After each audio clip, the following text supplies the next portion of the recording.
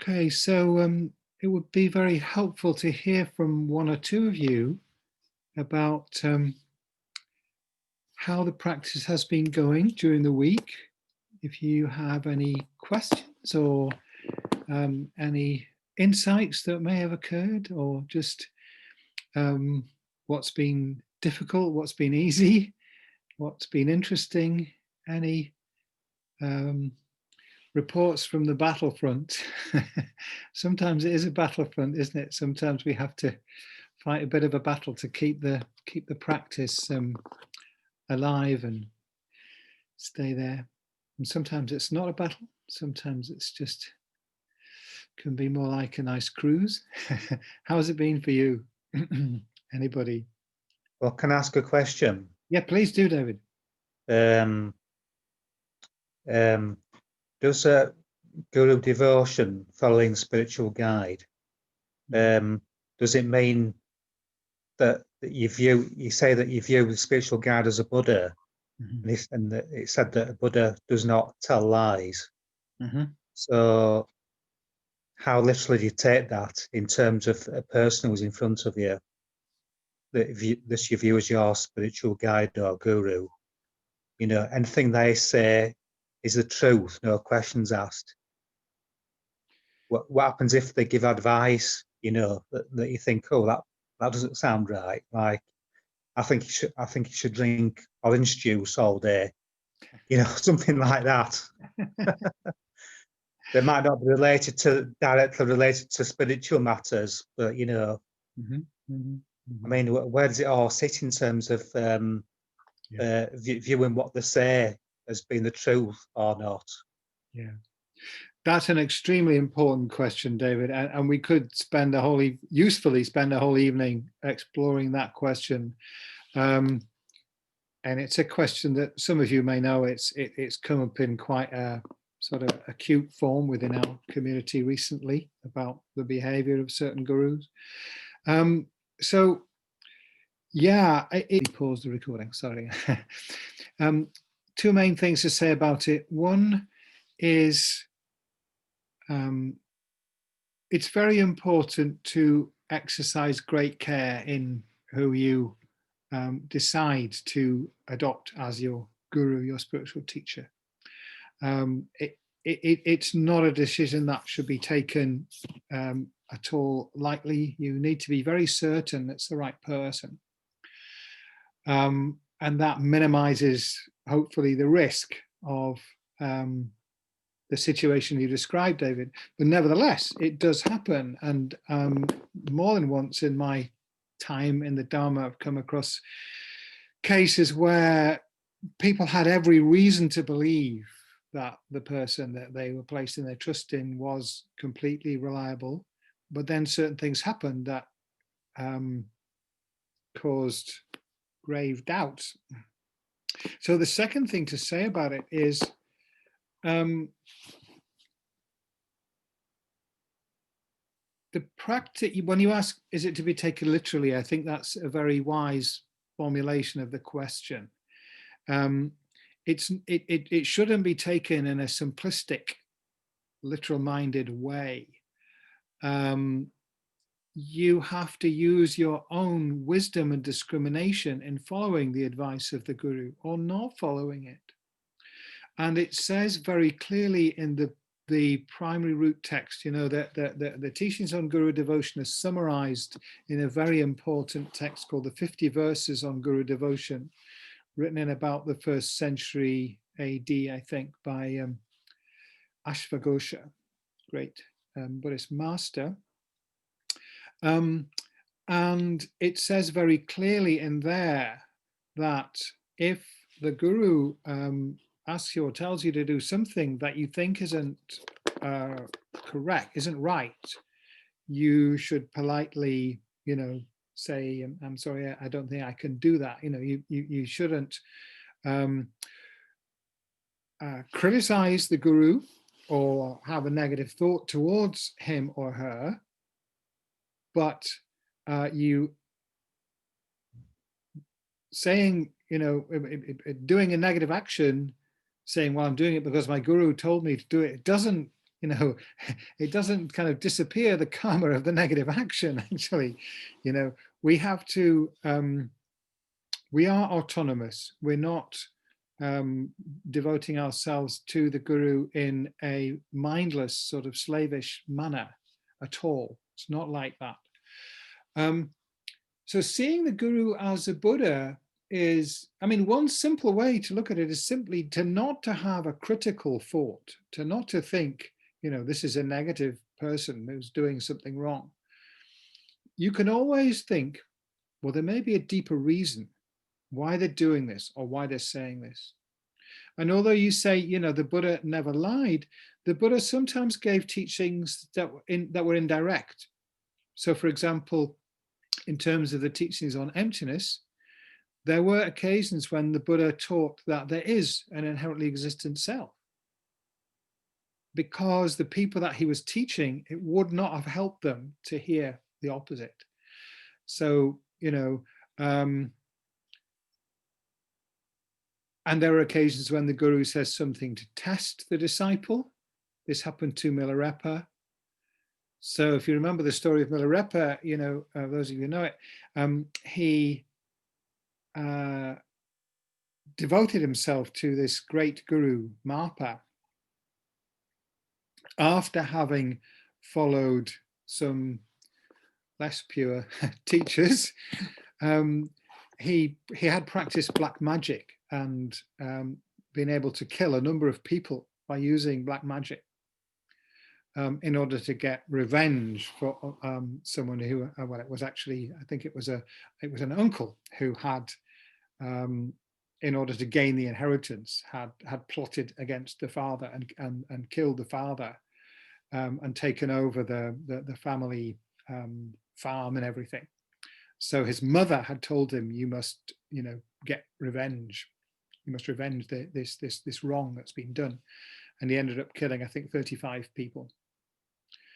So in order to purify that karma, you know, his guru Marpa put him through all sorts of hardships and so on.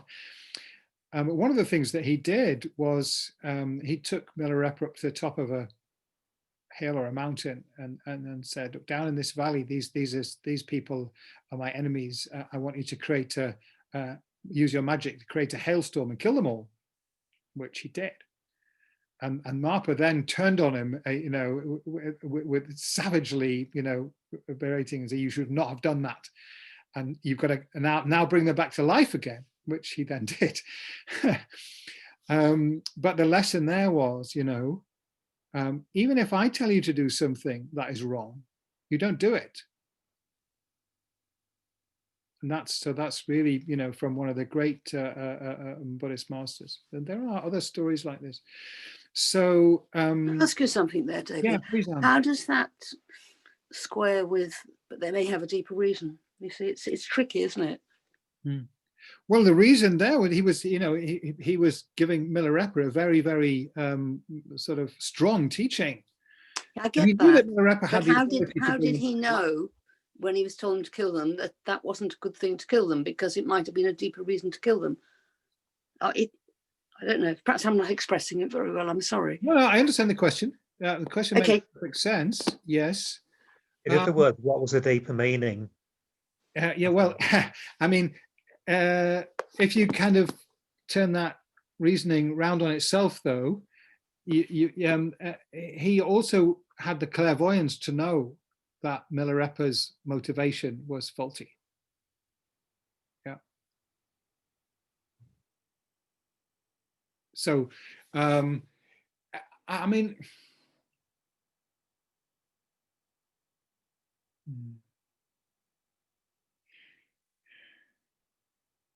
the main point I'm trying to make is that devotion to the guru doesn't mean that we abdicate the use of our own wisdom and our own reason. Okay. It means, you know, when they say something we don't expect, well, if we can't see any, you know, any that it's a wrong action, then we might do it, you know, just because we think he's testing us or whatever. even if it just something feel, well, I can't, this is beyond me. I can't, you know, I don't feel okay doing this or whatever. If we respectfully say that, I'm sorry, you know, I don't think I can follow this instruction at this time. There's no fault. Okay, we're not. What I'm saying is, it's not like we become a slave to the guru. It's not like we don't have our own choice or our own discrimination in what we do. But it's quite a subtle point, you know. I mean, there are a lot of stories of gurus setting very challenging tests to certain disciples. And they have they are careful about who they set those tests to, but it isn't an easy area. And I think for us, you know, who are not Milarepa necessarily, or Naropa, or some of these people who were given these very extreme, you know, tests, because they were very highly realized and they had very profound guru devotion. We may not. It's not particularly helpful to think we have to compete with them. You know, the main thing is that the practice of following the guru is for our benefit. So if we, you know, if we find something that a guru says, well, this is too difficult, I can't do this, that's okay, you know. We are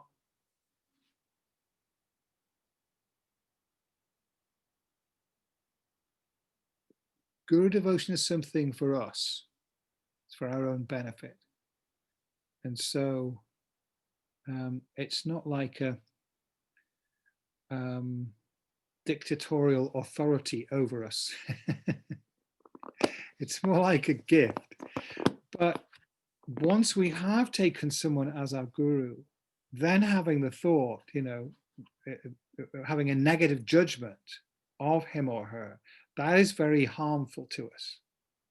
So we, you know, we try to avoid doing that. Say, well, you know, perhaps there's something I don't understand, or just I'm not going to judge, you know. That isn't the point. The point is we can use the guru as a focus for our devotion, for our sense of what an enlightened being is like, if you like. So you wouldn't choose someone as a guru unless you were able to see that quality in them, right? And once you've chosen them, then if you then reverse that judgment and come to have a very negative view of that person, that's quite harmful to our practice. Something that the Dalai Lama said about this that I found very helpful is he said, well, this practice of seeing the guru as perfect, as an enlightened being, this comes from the Tantra, right? And in Tantra, we are training to see everyone as an enlightened being. We're training to see all beings as Buddhas. So it doesn't make sense if we, you know, say, well, everyone except my guru is that would be completely absurd. So what does this mean then, seeing everyone as a Buddha? It means, the way that I look at it is, it means to see the enlightened aspect of another person. We all have an enlightened aspect, okay, which is our Buddha nature. And so your mind in its actual nature is not different from the Buddha's mind. This is the meaning of Buddha nature. Only difference with the Buddha is that he sees that nature clearly, and we most of the time don't. But we all have that. And you can see it in another person, sometimes even when they can't see it themselves. So, I mean, I guess you probably have all had some experiences like this, or that can help us to understand. I mean, if you think back, can you think of, there are times when your own state of mind has been such that you see people more as, you know, compassionate, wise, beautiful, and other times when you see, you know, you tend to see people more as unpleasant, unattractive, confused, you know, mixed up. In other words, how we see people is very much dependent on the state of our own mind, isn't it? I mean, something that was said by one Lama that I heard teachings from is that a pure mind cannot see an impure object. That's a very interesting statement. It made perfect sense to me when I heard it. Sure if it makes sense to you, you know. But why do we see things as impure? Where is that impurity coming from? Is it coming from the side of the object? Or is it our mind seeing something as impure? I think if we think about it, it's more the second of those. In fact, really, the tantric teachings are telling us that is the reality. The reality, you know, is that the impurity isn't in the object; it's in how we see the object. So, guru devotion is a very skillful kind of, you know, form in which we can practice this, what's called pure view in Tantra. It's got to be easier to practice pure view towards the guru, you would think, than towards everybody in the world in general. It's very difficult to maintain it all the time to all people and all objects. So by practicing to see the guru as a pure being, we learn to view everything in that way. And this is the foundation of our tantric practice, actually. Although here, you know, this teaching that we're studying at the moment is, it's really a Sutrayana teaching, but it's fair to say it's a particular form of Sutrayana. That is to say, the Sutrayana, Mahayana that came down through Tibet was the form of Mahayana teachings that was taught in the tantric tradition. So in order to practice Vajrayana, tantric Buddhism, there has to be a foundation of the sutra teachings, okay? So they are presented within the Tibetan tradition in a way that is particularly kind of geared towards it being a foundation for Tantra. These teachings are not really meant for us to just stop with the Sutrayana level. They're meant to prepare us for the Tantra. Especially, in some ways, especially the Lojong teachings. In some ways, they are actually rather similar to Tantra. And this idea of transformation, which is the whole essence of Tantra. Tantra is to transform our experience into an experience of a pure world where, you know, there is actually where there is no suffering, which is quite a difficult idea to get our head around, you know, that suffering is something that our mind is creating, and we can experience this world in a completely different way as a pure environment. But the Lojong also has many kind of skillful methods to transform the way that we see our experience. So, for example, one of these 7 points, one of the most important ones, actually, I think the third point is taking all, you know, negative or difficult experiences as the path. So when we encounter some difficulty or some suffering, or, you know, a very annoying person that makes us angry, you know, any of these things, or obstacles to our practice, anything that happens to us that we label as negative, we invert that. we use it as fuel for the practice. We take it, if you like, we can take it as a challenge or as a teaching. You know, we can see it as, well, the only reason this can be happening is because I have created the karmic conditions for it to happen to me, and therefore it can reinforce our Dharma motivation to not create negative, you know, karmic causes. So anything that happens to us, we can view in a positive light. Okay. Now that is a little bit similar to what happens in Tantra, that we transform our experience from, we see the world as impure and full of suffering and problems and obstacles, but through practice over a long period, you know, we can transform our experience and see it differently, and our experience can become very blissful, and our effect on others can become very positive because we see everything in that pure form. So especially, is it okay to ask a question? Of course, anytime. Yeah. Interrupt there. I'm just Yeah. wasn't too sure.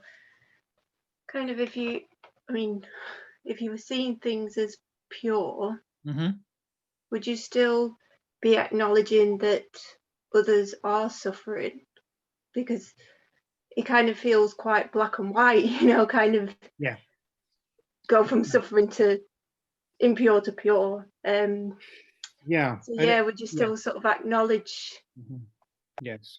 Yeah, and it isn't black and white. It doesn't happen overnight, and that's a very profound question, actually, Carol. Yeah, it's hard to speak about because the experience that we're talking about here, seeing the world from the viewpoint of emptiness, is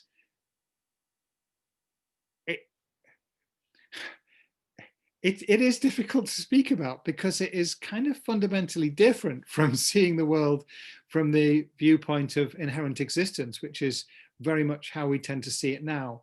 Well, there just is suffering, you know, people, either they're suffering or they're not, which is your question, isn't it? You know, well, do we see them as suffering or don't we? And what happens is that our experience changes. And so, I mean, one of the examples that people sometimes give, which I think is very good, is when you fall in love, right? Well, you probably could all remember this. I hope so. The world looks different. People look different. When you encounter somebody, because of the kind of uplifted state of your own mind, you encounter a different aspect of them to what you might encounter on just an ordinary day. Now, I mean, that's an experience I can certainly relate to, and a lot of people can relate to. I don't know if any of you can kind of, you know, bring that experience back to life, whether it was maybe too long ago for some of us, but do you know what I'm talking about? And the opposite, that you can be in a state of mind where everybody seems miserable. And it's not them, it's us. But actually, when we interact with somebody, we say, well, yeah, because that's our shared karma, if you like. You know, that's how we're coming into that encounter. We're coming into it with a mind that is in that state, in that space of, and we may be unable to see, when if somebody actually has got a very positive, joyful mind, we may be unable to see it. You see what I'm saying? That when we see things as being very concretely, they are the way that I'm seeing them. But actually, there's a lot of things that can indicate to us it's not like that. It's not as concrete and solid and black and white as it appears. Does any of this make sense? I guess it does make sense. I'm not too sure whether the question was quite answered, but It does make sense, because I guess even if you're in a bad mood, let's say, you can sometimes see that you can hear other people are laughing, and it can remind you that, oh, you know, this is my state, you know, my state of mind, and somebody else is, you know, in a different state of mind. So that's helpful. And then knowing that emptiness is just lacking inherent existence, isn't it? Which is, right. You can kind of get an understanding, you know, some understanding of that. Yeah, I mean, another way to look at it is, you know, when we look at somebody else, we can think, let's try to see the enlightened potential of this person, and that can quite flip the way that you see a person. But everyone has enlightened potential. There's no doubt about that. And the more that we move towards that state of, you know, awareness ourselves, the easier it is to see that. And we may see, yeah, we may not be seeing no suffering, but we may be seeing the suffering as something less. It isn't part of the essence of that person. It's not permanent. It's transitory. It's not kind of who they really are. They themselves may not be seeing that potential at that moment, but it's there, and they can come to see it. I mean, yes, the challenging question, you know, if we're supposed to see people as fully enlightened now, how do we square that with kind of the reality of suffering? But that suffering is, it is impermanent, transient, and it's not as solid and real and concrete as we experience it as being, okay? Something just came to mind then. I suppose it's kind of the Four Noble Truths, isn't it? The first one is there is suffering, and then the fourth one is the way out of. So yeah, I suppose in that way you are it does acknowledge there is suffering, isn't there? But also the potential out. There is suffering, and there is the cessation of suffering. There is nirvana, and nirvana is everywhere all the time.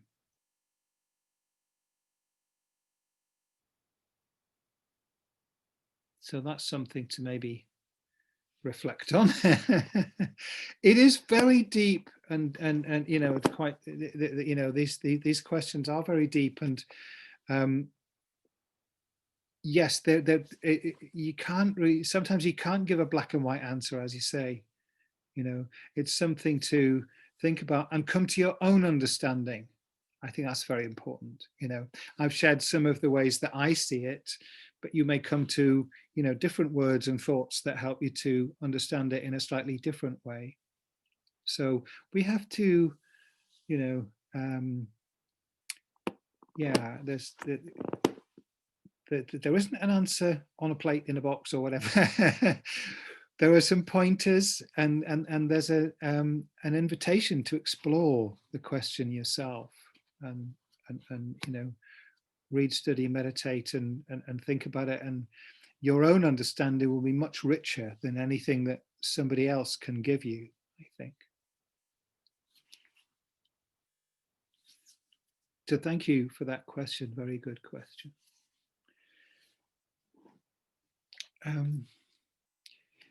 Yeah, so I'm kind of, you know, somewhat consciously teaching by responding to the questions here, because we did speak about the, you know, what guru devotion is last time, and really the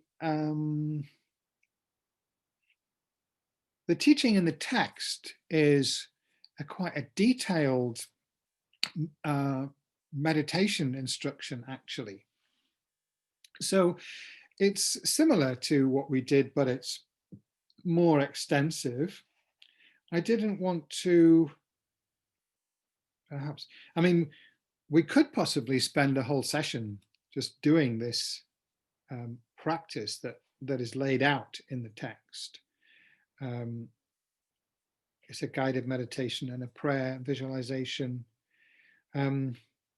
Or I might come back and do it in a bit of a shortened form next time. By the way, before I forget to say anything about it, there won't be a class next week because there is a FPMT UK education meeting at this time next Thursday, which I need to attend. So it has been put on the website, I think, and so on, and I'll put it in the email. But just telling you now, against the remote possibility, I hope that I will forget to put it in the email. No, I will remember to put it in the email, but I'm just telling you now. Okay, so I'll come back to the practice in the book just to kind of pick out a few points. Probably won't go through the whole thing.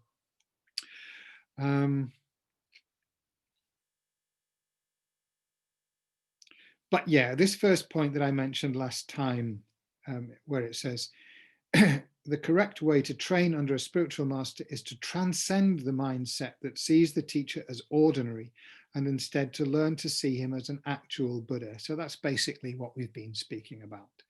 So hopefully, those explanations have helped a little bit. If this is a very live issue for you, if you have, that relationship with a guru, and you want to explore some of these questions more deeply and understand these teachings more deeply, there is a book by Lama Zopa Rinpoche called The Heart of the Path, which is entirely about this practice of guru devotion. And he goes into this in great detail. It's fair to say that Lama Zopa himself is quite an extraordinary example of guru devotion, and if you read this text and others like it, and read the biographies of some of the great masters, you see that the really great teachers in the Tibetan tradition, they share this quality that their guru devotion was very, very intense. And Lama Zopa is exactly like that. I mean, his practice of guru devotion is exactly the same as people like Milarepa and Atisha and Tsongkhapa and so on. So if we want a real living example, he's one. And so that book, these are very challenging teachings. These are teachings which would be too strong for many people. But we have the karma to be receiving this lineage of teachings that's come down through Tibet, which I think, it's very highly respected in the world. And I think the stress on guru devotion is one of the reasons why it has been able to be preserved as such a pure spiritual tradition throughout, thousands of years. So the emphasis is very strong. This is really, Lama Zopa calls it the heart of the path. This is said by many of the great teachers, that this is the most essential practice, the deepest practice really of all, the guru devotion. So, but we go step by step, that isn't an invitation to sort of overreach ourselves and, push ourselves too hard. We shouldn't do that. We should take it step by step and stay at a level that is kind of in our comfort zone, if you like. But we can take inspiration from the way that these great teachers practiced. So I'll pick up a few points from the meditation instructions that are there immediately following that paragraph that I've just quoted. So here, you visualize the guru in front of you on a jeweled throne. And here it says, surrounded by all the lineage gurus and all the Buddhas and Bodhisattvas. So this is a slightly more elaborate version, that is often done. So the idea is that your guru incorporates the realizations of his own guru and that person's guru and so on. So these are the lineage gurus, right? Your guru's guru and his or her guru and so on, going all the way back to the Buddha. So you visualize all of them. and all the Buddhas and Bodhisattvas, all the enlightened beings, or all the kind of, it's called the field of merit, you know, the holy beings that we practice devotion towards. So they're all surrounding your guru, and then they all dissolve into him, so that he includes the essence of all those holy beings and all the gurus. David, did you have a question? Or no? I saw you'd unmute. No. Oh, okay, okay. I just wondered if that's why you'd unmuted yourself. Okay. Yeah. Yeah. Okay. So yeah. That's, he said, that's one way to visualize. The second way is, as we did just now, imagine that he sits on a seat above your head. And again, you can visualize the lineage gurus above here. And here, what I didn't do, we visualize what's called the three vajras. At the crown chakra, the throat chakra, and the heart chakra are three letters or syllables. The white Om at the crown, the red R at the throat, and the blue Hong at the heart, symbolizing the body, speech, and mind of the Buddha. Okay. And this is a very common practice, that we visualize lights coming from those letters into the same places in our own body, and we're receiving the blessings of the Guru in that form. We can make offerings. The seven-limbed prayer.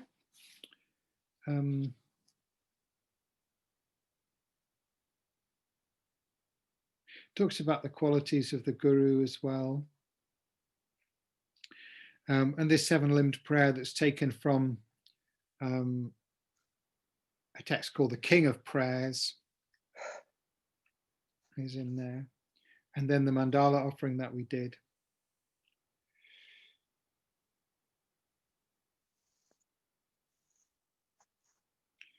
And then really pretty much the meditation as we did, thinking about, you know, the suffering of samsara and our need to be free from it, and that this depends on, you know, the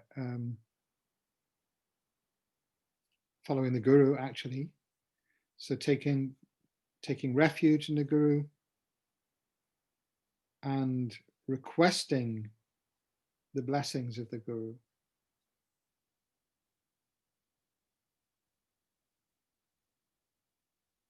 And then receiving the blessings in the form of light coming down into your body. Oh, here, so no, here it is, yeah, from those three letters again, from the white Om at the forehead or the crown, the red R at the throat, and the blue Hong at the heart. And actually, this visualization where we receive blessings in the form of light, and you can also visualize that it's white nectar, or white, red, and blue nectars and lights that stream into you and kind of purifying your mind stream, purifying your body, speech, and mind. This is a visualization that's related to receiving the tantric initiation. So even though this is not a tantric practice per se, we can still visualize essentially this is the visualization that is commonly done when we do a sort of it's not technically a self-initiation as such, that's a special practice, but in a tantric sadhana, there's always a place where you receive the 4 initiations from the Guru, and it's this very same visualization that's done. So even if you haven't received a tantric initiation, you can still do this visualization and think that it's kind of having the same effect. The idea is that the receiving, these white, red, and blue light and nectar flowing into your body, speech, and mind, completely purifying all of those. And then finally, the Guru actually enters it. So in this, the slightly different visualization, that instead of dissolving into light and the light flowing into you here, he becomes like a tiny ball of light which descends into your heart. Just variations on the same thing. So essentially it's the same meditation. I'm just kind of going through a few points there so that when you come back to the text, if you want to read it and try the meditation that he goes through in detail there, we may try it next week, perhaps go through that meditation.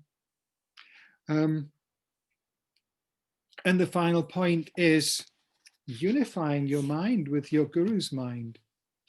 And so another point I haven't mentioned about guru devotion is that there are said to be, there are two kinds of guru. It's often referred to as the outer guru and the inner guru, external and internal guru. It's also spoken of as the interpretive guru and the definitive guru. And the interpretive guru is the human being, that is your teacher in the literal ordinary sense. And the definitive guru is the Dharmakaya mind, the essential nature of your mind, the emptiness of your mind. That is your inner guru. And so when we do this practice of the guru dissolving into light and merging with our own mind at the heart, this is like the inner and outer guru coming together. Okay. So if you like, you can think of it as the blessing of the external guru is enabling us to tune into the enlightened potential that's always there, to the enlightened true nature of our mind. Okay. So when when we do this meditation and we end by thinking the guru's mind and my own mind have merged and become one. Yeah. This is actually what it's doing is bringing that deep nature of our own mind, that Buddha nature, that is the fundamental nature of our mind that's always been there, just bringing that into our awareness. It's ever present, but we aren't fully aware of it most of the time. Okay.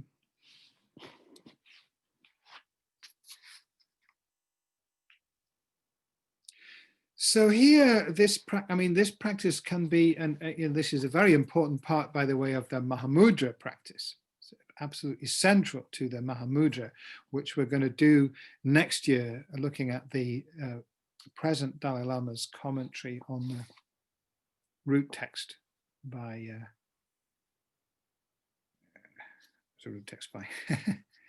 it's the Panchalama, I think. Yeah. Anyway. But yeah, this Mahamudra practice, very, very deep practice. So, although it's here at the beginning as a preliminary practice, it's also, it is almost kind of like the final practice, the practice that actually takes us to enlightenment itself is this same practice of Guru Yoga and merging our mind with the mind of the Guru. But here, the reason why it's here at the beginning of this, first point of the preliminaries, it's even almost like a preliminary to the preliminaries, because the second part, part of the chapter is what are normally called the four preliminary practices. But here, this first Dalai Lama has divided it a little bit differently, and he's divided the preliminaries into two. First, the Guru devotion, Guru Yoga, and second, then those four, what are called the four common preliminaries. Okay. So why is the Guru devotion, Guru Yoga practice there as the first preliminary practice? The reason is because in order to empower us to be able to practice all the other practices of this path, the blessings of the guru are considered to be fundamentally important, right? Without this is the way it's taught in this tradition, this lineage that has come down to us through, you know, through Lama Zopa Rinpoche and Lama Yeshe and the Dalai Dalai Lama and all these other great teachers from Tibet. The view is that to gain real, genuine, deep realizations of the path to enlightenment, the blessings of the guru are fundamentally important. They are the most important condition to be able to experience these realizations. So that's why this concept of lineage is stressed as very important. You know, we don't just read the teachings in a book. We should receive them from someone who themselves has received into the oral transmission that's come down from the Buddha himself. Through all the great masters throughout history, the realizations have been passed from guru to disciple, and they have not degenerated. You know, so the living realization of the teachings is still alive, and not just, you know, preserved in a book. Okay. So that's the reason for this being the first preliminary practice, is that with the blessings of the guru, this enables us, it empowers us, if you like, to be able to, it's said to be like watering a seed, you know. The seed won't grow unless it receives water, and the guru's blessings are like that.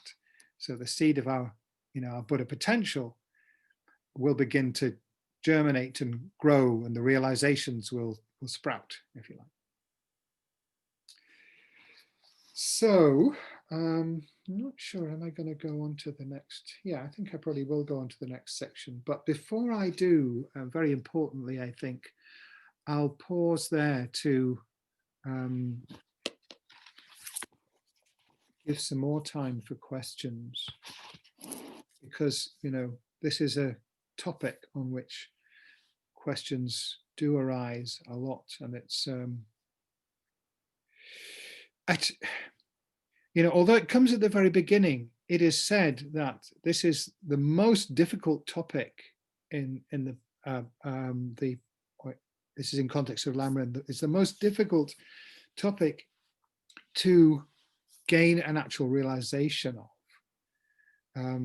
It's really quite a, you know, it's a deep issue, and as has been kind of come up a little bit in the discussion already, you know, there can be misunderstandings, there can be problems that arise. So I want to really give enough time for people's questions. If the questions take the rest of the session, that's fine. Anything anyone wants to ask. And it could be about, I mean, it doesn't have to be about this particular topic, but yeah, any more questions at all? If not, I have to take it that everything's crystal clear. Oh no, Sinjin has a question. Great. Okay. Well, I just wanted to, the way I deal with it is I see that I'm very happy seeing the lineage as pure and seeing it, if you like, power coming through, and almost seeing the guru as a channel. That's the way I deal with it. I separate it. It's the only way I can do it. And some of the things you've done tonight, said tonight, makes me start thinking all over again, which is healthy. But I've been around in circles on this and I can't get an answer. Maybe that's the challenge. It is when a guru does not behave well, as we would say within our culture, for whatever reason, that there seem to be victims. And where do you stand on that? But I don't doubt the teachings of the particular guru. I don't doubt the purity of the teachings. I suppose it's just your future relationship with them, isn't it? How much you choose to very, get involved. very difficult one. Yeah. And in choosing in the first place, you can be so careful. We haven't got the information. Yeah. And you haven't got the insight and the wisdom, the clairvoyance, if you like, even a little bit to see through, you know, where are you? And I do definitely get that it's karma. This is happening because there's something to be sorted out with the people who are in that relationship with that guru. And I really get that. I think it's a massively important thing, which is why I keep chipping away at it, because that's why it's presented itself, so that I can try to understand it. That's my way of dealing with it. Does that make any sense? It does make sense. And, you know, I mean, it can't be overemphasized just how challenging and difficult this is. And, you know, I mean, I'm struggling with it. You're struggling with it. Many people are struggling with this particular instance. Some of you may know about it. Some of you may not know about it. I don't think it's helpful to name names or anything like that. But, you know, these things do happen, and they've happened in other traditions, and it's happened in our tradition. And like you say, you know,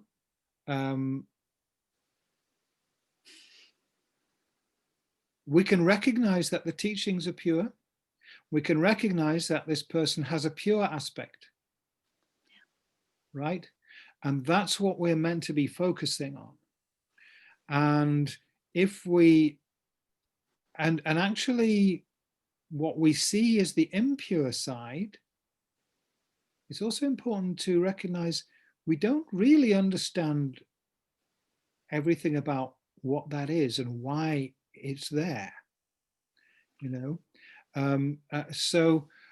That's one reason why it's very important to avoid making a kind of the kind of very strong and fixed judgments that we you know that in society are usually made. If somebody does something wrong, they're condemned, don't they?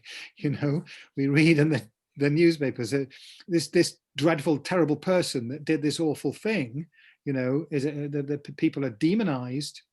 Well, whereas if you really knew the history of what had happened to that person and how come they ended up doing that action, you might have a very different view of that person. Do you understand what I'm saying? Now here, we don't know that history. We don't know the inner history of what happened and why.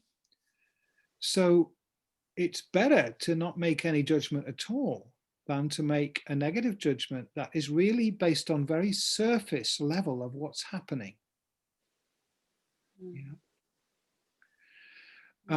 And in terms of what's useful and beneficial for our own practice, to try to just abstain from making a judgment about those issues, whatever they are, and to focus on the pure side. This is what benefits us in our practice. Okay, so we can withhold judgment. We don't have to, you know, we certainly don't have to say such and such behaviors are acceptable behaviors, but we don't have to judge the person. No. In the way that is commonly done.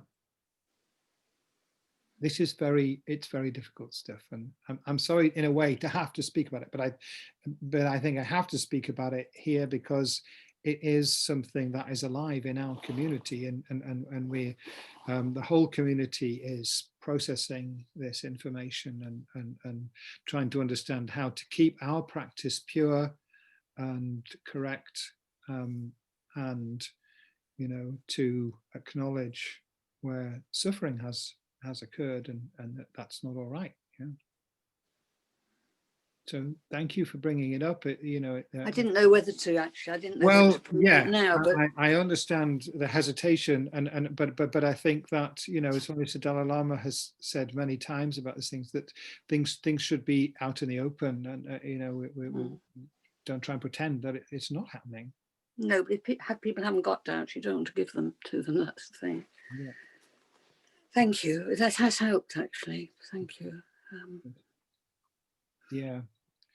Yeah, I mean, I was keeping it in the abstract before, but you know, these are real issues. These are real issues, and so again, I emphasize, you know, how important it is to exercise great care when we decide who we are going to adopt as our guru, and we can still, you know, mistakes can still be made even if we are very careful. It can happen. Yeah, I know. Sorry, you've muted yourself again, Anne, so we didn't hear the question. You're muted at the moment. I know. I was going to say something else, but I don't think it's the right time, and I don't think it's appropriate. So, but it's fine. Thank you. Yeah, no, by all means, if you want to, contact me another time, that's fine. Yeah, okay. Yes, okay. So that one always comes up in some form or other. sometimes the guru's behavior is, at least appears to be, not what we would want it to be, and that can be very challenging. But anyway, yeah. Anything else? Or yes, Sinjan, was it? Did you have another question? Very sorry to hear about your dad, Anne.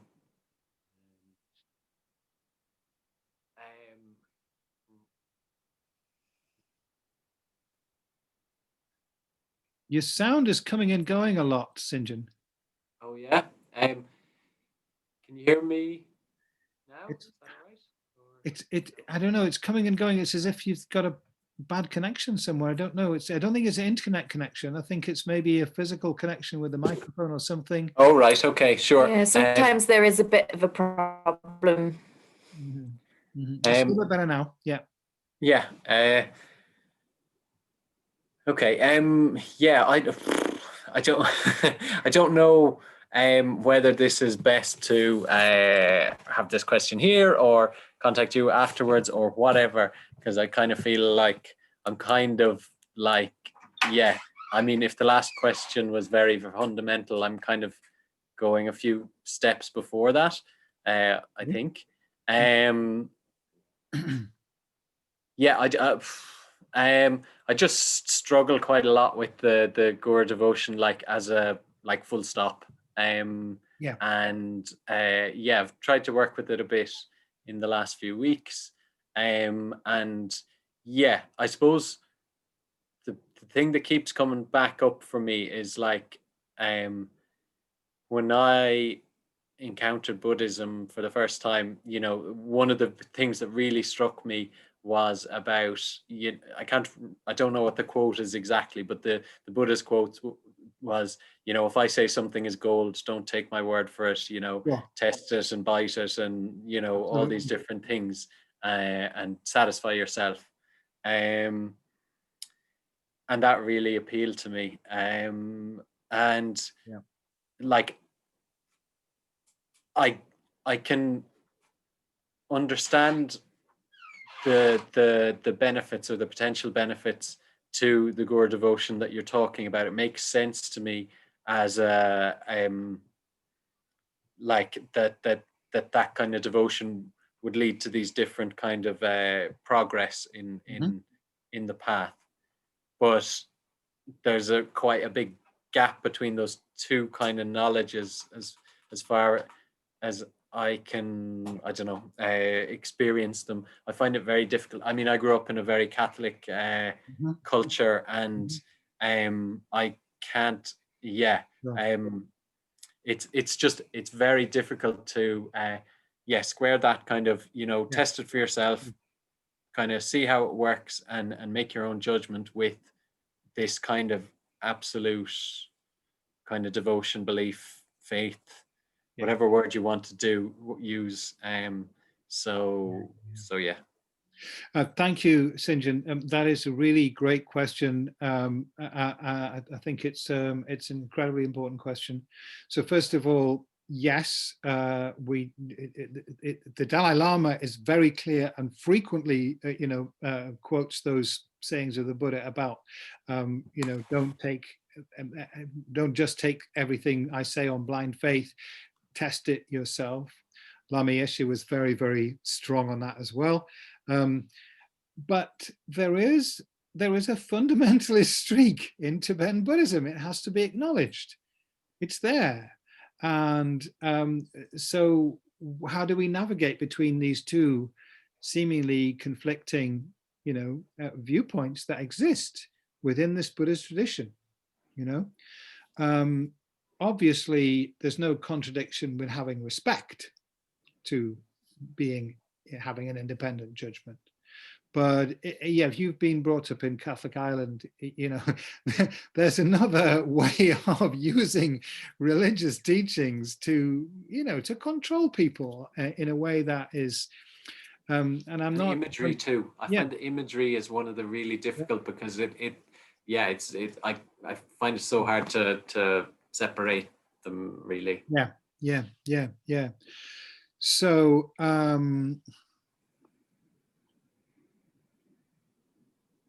I just think,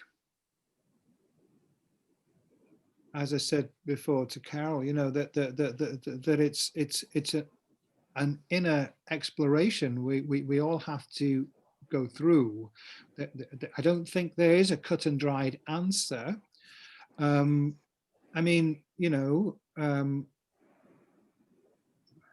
sometimes very harsh things are said about the Catholic tradition, not without good reason. But at the same time, you know, there is some absolutely inspirational examples of spirituality within that tradition, and they go together. You know, this sort of that very uncompromising devotion, if you like, and the deep spirituality are connected. So there's a paradoxical thing about it. You know, there's something that can be quite oppressive and authoritarian if it's experienced in a certain way, but yet if it's experienced a little bit differently, it can be very compassionate and deeply spiritual. So it's kind of, that paradox isn't something that we're going to suddenly disappear by some piece of clear-cut reasoning. I don't think. I think it's something we have to navigate ourselves. But with that principle very firmly in mind, it's actually, I have to say, I guess it is there in the Catholic tradition, but what's up front there is you do what you're told and you believe what you're told to believe, isn't it? That is very much the impression that comes through a lot of the time. Whereas in Buddhism, the emphasis on the individual autonomy is very front and center. And we mustn't, I think, we mustn't ditch that. Even though in this Tibetan tradition, maybe for good spiritual reasons, the opposite tendency comes into play as well, you know. But the Buddha said that, and the Dalai Lama has emphasized that, you know, this is how things are. So, yes, it's sometimes difficult to reconcile the practice of Guru devotion, the way it's taught, with that spiritual autonomy and that autonomy of judgment that is also important. And I think that, you know, navigating between those and finding our own solution isn't something that, again, it's not something someone else can really do for us. People can say helpful things, but we have to sit with it and see what, and I go to and fro, you know. I go through periods of more blind faith devotion and periods of more critical and, hey, I'm not so sure about this, you know.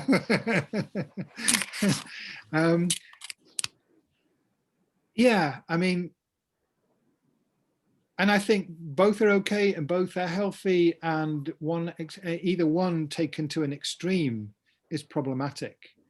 And it's the opposite extreme that is most dominant in our society at the moment, isn't it? It's, you know, well, all religion is just nothing but a way to enslave people's minds, and it's useless, and it's been, you know, skepticism, you know,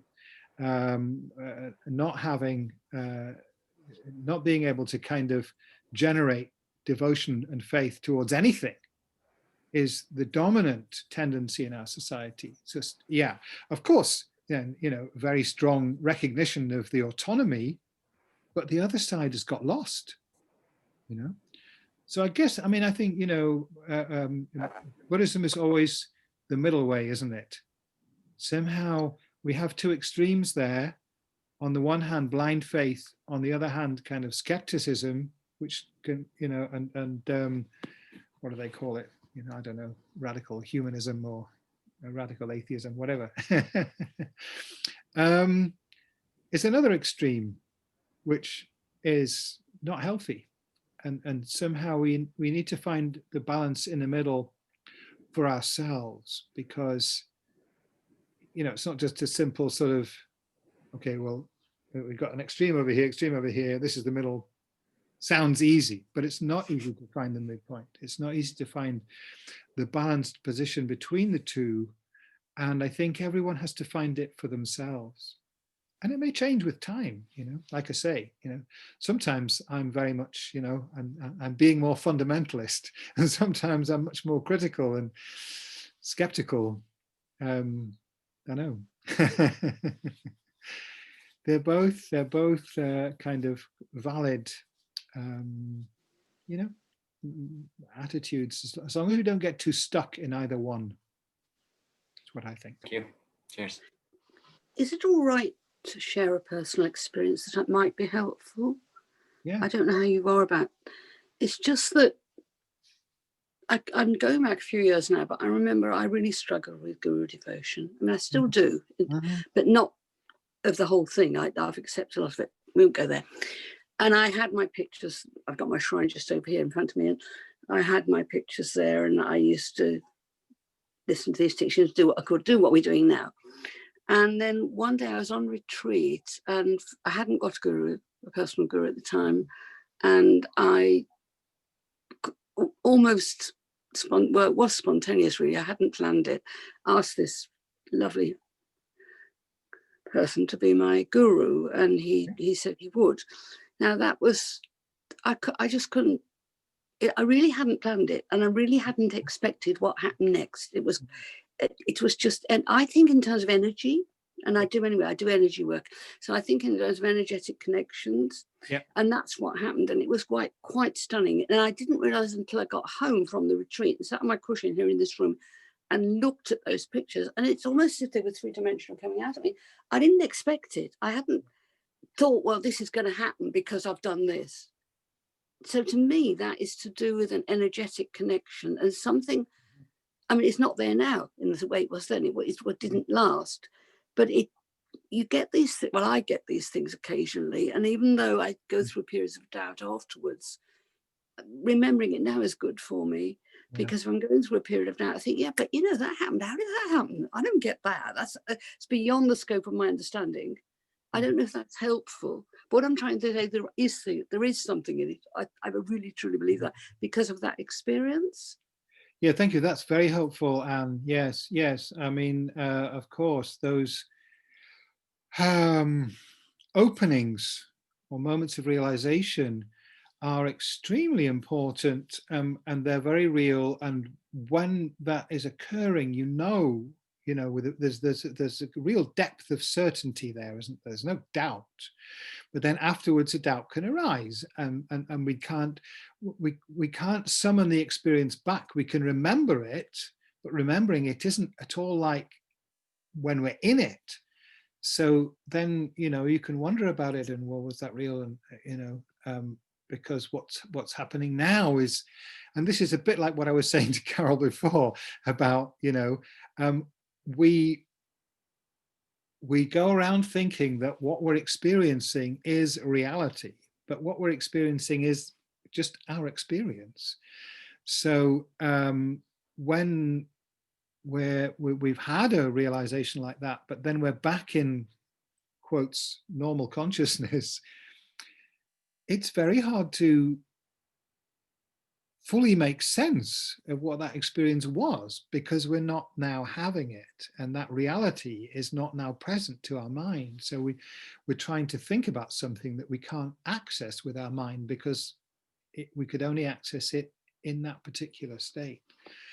So and often these experiences do relate to that guru connection that is made, and you know, that's connected with what I was saying about, you know, how the guru devotion practice is said to be the key to the realizations.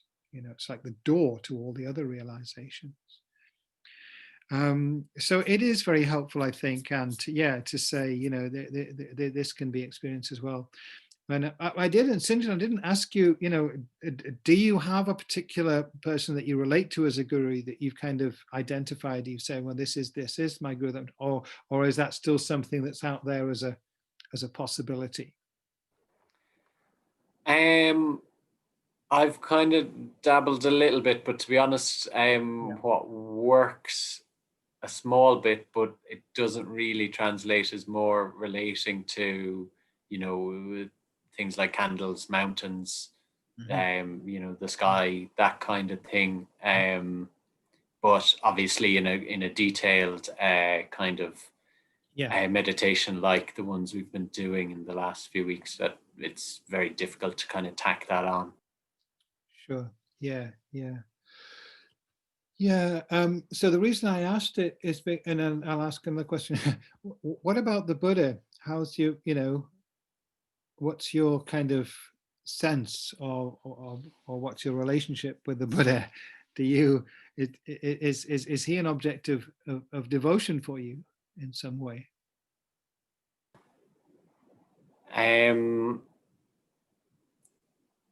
Just find it, the Buddha as a teacher, as an amazingly, who had amazing insights. In that way, I can relate and admire in that way. And that's, that can be quite powerful. The more spiritual side, I suppose, I've a lot of difficulty. I've a lot of difficulty relating to, like, Jesus, basically. And in when the talk about the Buddha becomes more spiritual, I don't know if I can differentiate between the two of those. So yeah. All right. Okay. I mean, the reason I'm asking is because I do sometimes say to people, if you haven't already made that inner commitment yourself to a living teacher, then I think it's perfectly okay to, for the time being, say, well, okay, my guru is the Buddha. The Buddha is my guru. And then some of the difficulties that we talked about are not really going to arise. I mean, yes, you might have still not, have some uncertainty about that particular sort of devotional spirituality that you're differentiating there from maybe a more intellectual kind of viewpoint, that this is a great teacher and I can learn from him, but also that then on the other hand, there's that very personal sort of heart-based devotional feeling. You may not necessarily feel that. And that is, in the Tibetan teachings, that kind of heart-based feeling is often emphasized very, very strongly, and spoken about in very strong terms. But I don't think it's essential. I think, you can come from, I have unconditional respect for the Buddha as a teacher. His teachings are a guide in life. They are a pathway to enlightenment. I don't think you necessarily have to have that kind of like a fountain of emotion necessarily coming up. I mean, when you speak about Jesus, I would see Jesus very much as, insofar as devotion to Jesus is meaningful to me, it's in terms of that he embodies compassion. That's, and you may not necessarily share that viewpoint, but that's what I feel is like. That's, if you actually go back to his own teachings, it's all about love and compassion, and he was a great example of that. That's how I see him. I don't know if you share that view. So I don't want to denigrate Jesus. I think you're absolutely right. but the Jesus that's inside that is a Catholic small town statue who was very, very angry. Okay. Angry Jesus. Yeah, well, that's not how I think of him. And yeah, but anyway, obviously the Buddha in the same way, was an embodiment of compassion, and that's his teachings were entirely about that. And so even if that doesn't kind of, perhaps because of some of those difficult experiences in your own upbringing, your religious upbringing, may not come easily to have that emotional response. But I think if we keep coming back to that point, that, why am I following this teacher? Because this teacher embodies unconditional, universal compassion. Then with time, then I think that emotional response will come too. But it's not I don't think it's a prerequisite. I think if that's not coming in a natural way, not to worry about it. You can still feel that respect that you have for him as a teacher is enough. Could I add something else there, please? Because I think it's relevant to this. And again, it's an experience, but not a story. Relating to what I said before, it wasn't just that those pictures came alive. A lot of things shifted. Sure. The way I saw things, the way I read things, I had a complete energy shift. When, and that part of that's still there. I don't know what happened. It wasn't, well, it was a tiny thing, don't get me wrong. I'm not saying a great thing happened to me spiritually. I'm not saying that at all. But what I'm trying to say, it does happen. I don't think it happens to everyone the same way. But what I'm trying to say is, whatever real is, that was real to me. And I just put that out as a little flag of hope if you're struggling with something, really, if that helps. Yeah, thank you, Anne. Yeah. Sure. And I think, we all have experiences in one or another like that in different ways. Might be with, Sinja, maybe it's with sitting in nature, sitting on the top of the mountain, looking at the sea and the sunset and everything. I don't know, but you probably had those kind of experiences. And they come in many different forms. For many, they are mysterious. They usually don't come when you think they should, and they come when it seems to be no reason. And they are important. And the kind of regular practice of studying and meditating and so on is, I think it's about integrating those experiences and creating the conditions where they can arise, where they become meaningful and when they're more likely to arise. We can't manufacture them, but we can create good conditions for them to come about. Carol, yes. Yeah, I was just, as people have been talking and whatnot, just kind of thoughts coming up, I suppose, but just, so just reflecting that for decades, I've been devoted to me, okay. And I've put a lot of trust in other things that serve my inherent I, that I'm, just the car, the quilt cover that keeps me warm at night, just tiny little things. And so I suppose when I think about it that way, guru sort of devotion kind of feels quite scary, because you think you've kind of got to give all of that up. So it's just, I suppose that's what kind of just came up, it's quite, that was all. Okay, very good. Yeah, that's right. And of course, we don't have to give it all up in the sense of, we don't have to wear a hair shirt and live in a tent or whatever. Not at all. But it is scary to think, I have to give up my attachment to these things if I want to do this seriously. Yeah. Then that is true, and there's a big question there about what does that mean? What is attachment? Because it's not that we shouldn't look after ourselves. It's not that it isn't okay to enjoy things or even to want things, but it's where that wanting, that kind of You know, it's very nice to have all these comforts, and it's very nice to have nice things and so on. It's when those things, we kind of prioritize them over things that are really more important from a spiritual perspective. And, you know, we don't need to be totally comfortable all the time. We shouldn't set out to make ourselves uncomfortable. There's no point in that. But we may need to go through some discomfort in order to make progress on the spiritual path. And we got to be willing to do that. So there's a part of us that finds that scary and thinks, oh, you know, and that's, you know, I think that's really kind of where we're going probably next week and the week after, because we're going to be talking about these, you know, there's part 2 of the preliminaries, which is what is usually called the preliminary practices. And those are a lot about this topic of, it's labeled as renunciation, but I think it's a bad translation, but it's not completely wrong.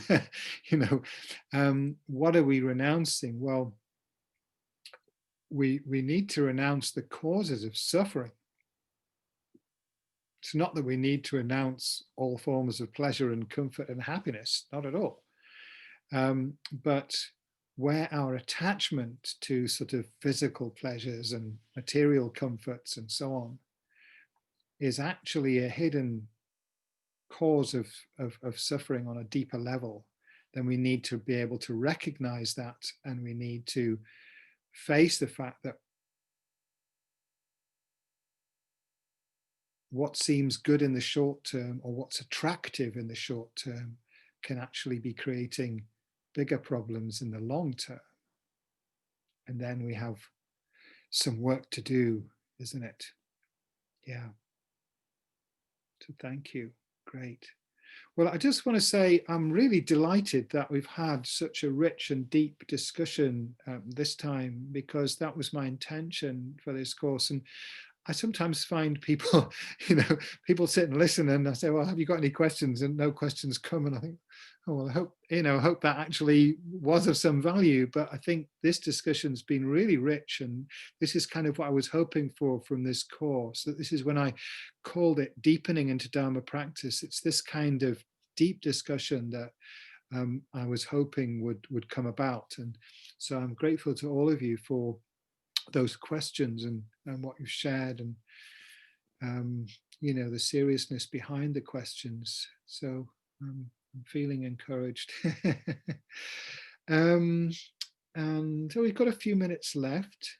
Are there any more questions out there wanting to be asked?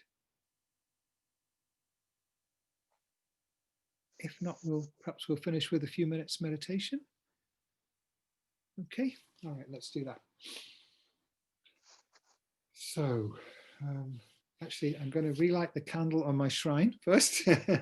It's gone out, and then we'll also stretch my leg a bit. So just, yeah, take a moment to find another comfortable position.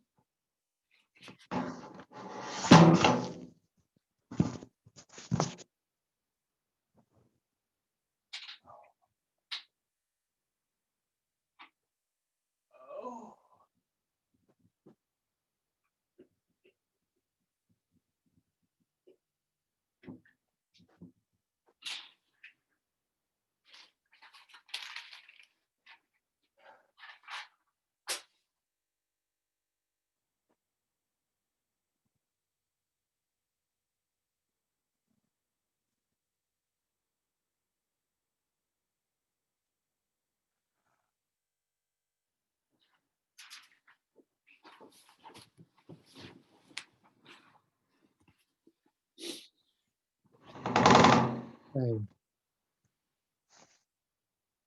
So once again,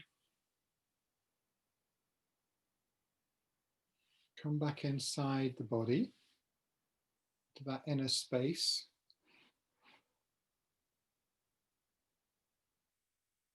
Let the body settle and relax.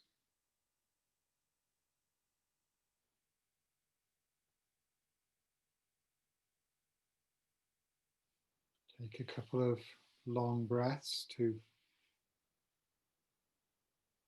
relax the body a bit more.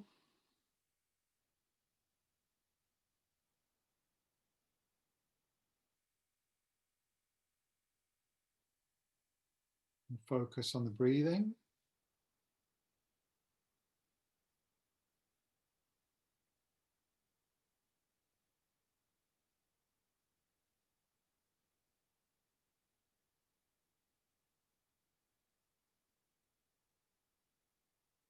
And let's just take a few moments to think back over the things that have been discussed this evening.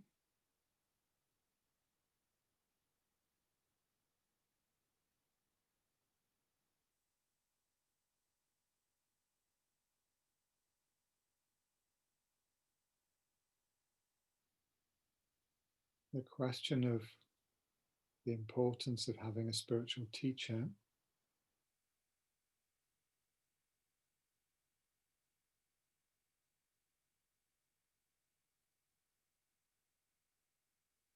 Recognizing the value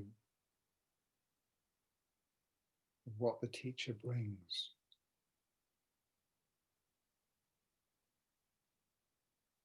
Generating a deep, heartfelt appreciation of that.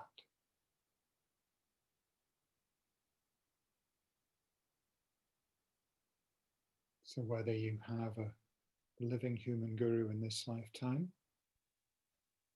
or whether you are relating this to the historical Buddha, or whoever, it's appropriate to feel deep appreciation and gratitude. And this sense of respect and appreciation, gratitude, opens a channel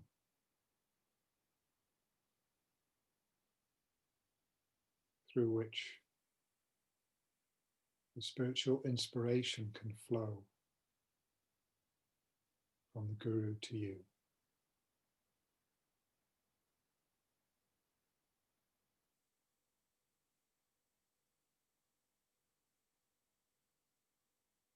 We can see the outer Guru perhaps as a manifestation or even a projection of your own inner spiritual potential and wisdom.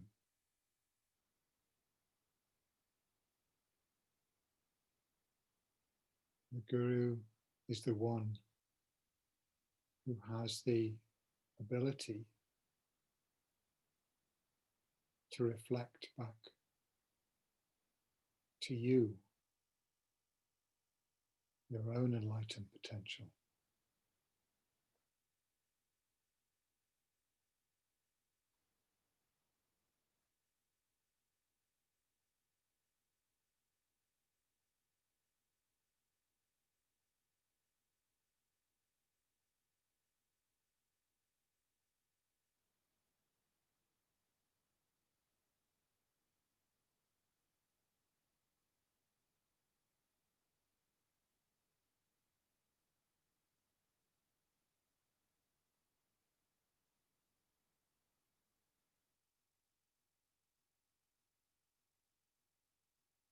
So just by seeing the deep nature of our own mind,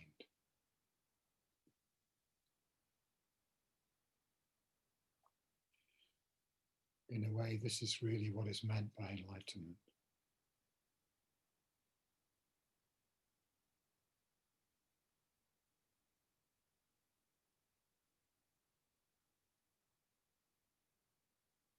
And the Guru is like a mirror who shows us our own true nature.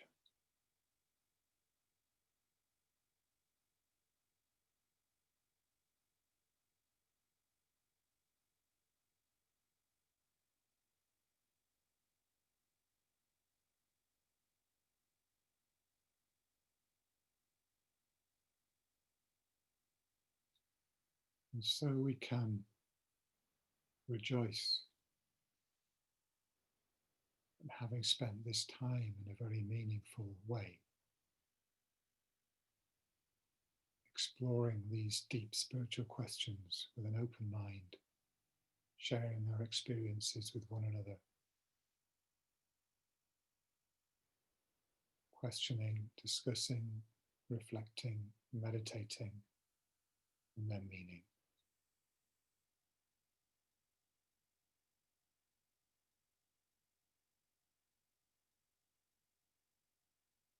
Watering the seed of enlightenment within us through spiritual practice.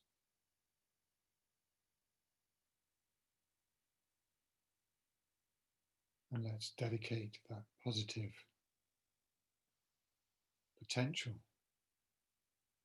the merit, we want to use that term,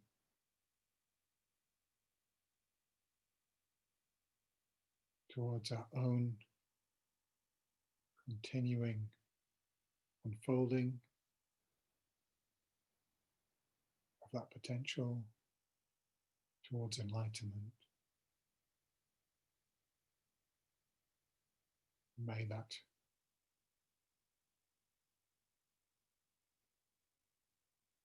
enlightenment spread to all those we're connected to, ultimately to all beings. And we'll recite the dedication prayers.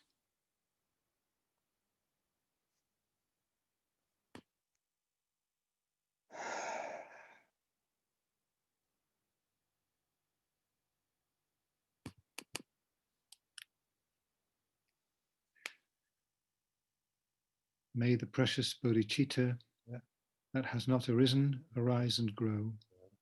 And may that which has arisen never decrease, but increase more and more. Just as the brave Manjushri and Samantabhadra have realized things as they are, I dedicate all virtue in the best way so that I too may follow after them. And the two long life prayers for His Holiness the Dalai Lama first. Gangri Rawe Korwe Chinkam De Pendang Dewa Malu Jungwe Ne Chenre Zi Wang Tenzin Gyatso Yi Chape Site Baudu Tengyo Chi.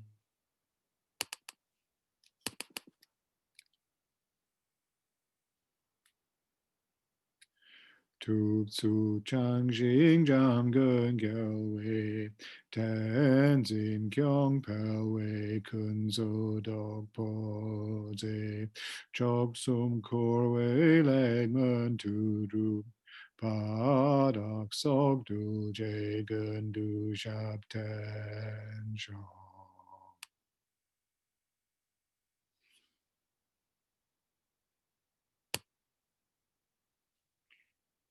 Thank you very much, everybody. And Thank so I you. will see you in 2 weeks' time. Yeah, I will include some suggestions for meditation, I think, in the email, and the recording will be available hopefully tomorrow. Yeah. Okay. Thank you. Bye. Very much. Thank you, everyone. Bye. Thank you all. Everyone.